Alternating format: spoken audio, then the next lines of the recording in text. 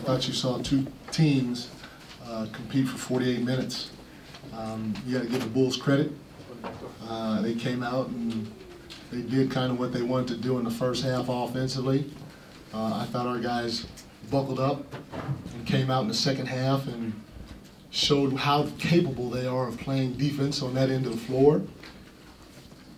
Excuse me. And we took the lead. And we played pretty good basketball until we went down the stretch.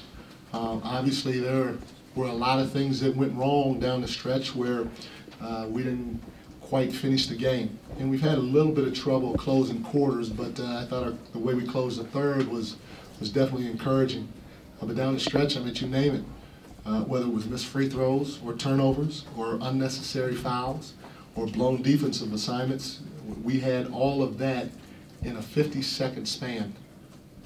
And, you know, the bottom line is you're not going to win ball games if you play that way down the stretch. Like I said, give the Bulls credit, but we did some things to help them get this W tonight. Mike, sorry. No, you good. Your guys have been through a lot already in preseason. Right. A loss like this, do you worry about taking any more toll in one game? No, you know, 66 games is obviously a short, long season, I guess, to say. We're going to have to use some of these games as practices, to sort of speak, meaning that we're going to go through some growing pains, and we're going to have to learn from them. And yes, obviously, hopefully we can learn sooner than later, but there might be some times that we make some mistakes that hopefully won't be characteristic of what we're going to do at the end of the season. So this one hurts, whether we lost by 1 point or lost by 10 points. For me, it would hurt, and it would hurt the same.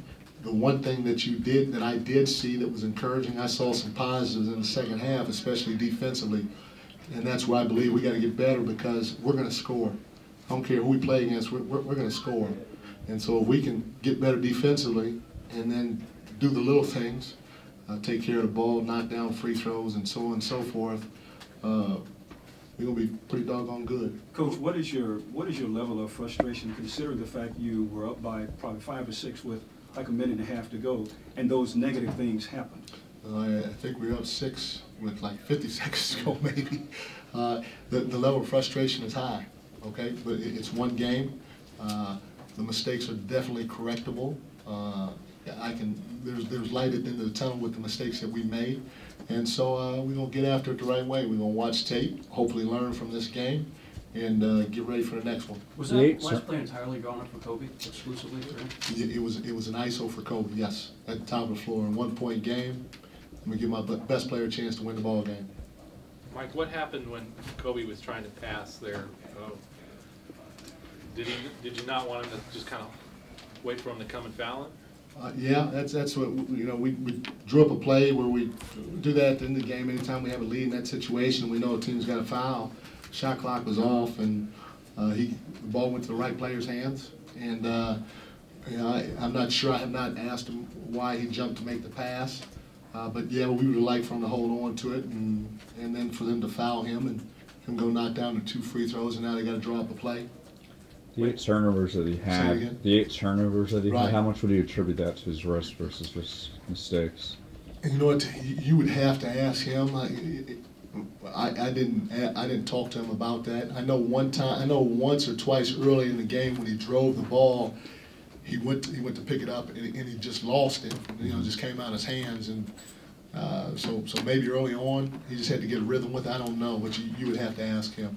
With what you were saying about it being a learning process for you guys, and some of these games are practice games in that sense. But I mean, the real games, we'd like to win them, but we're going to have to teach and coach and get better while we go through some of these games. Yeah, because we won't have as much practice time. Yeah, absolutely. With that in mind, though, do you consider the team right now ahead of the learning curve the way you pictured it, behind it, where you expected them?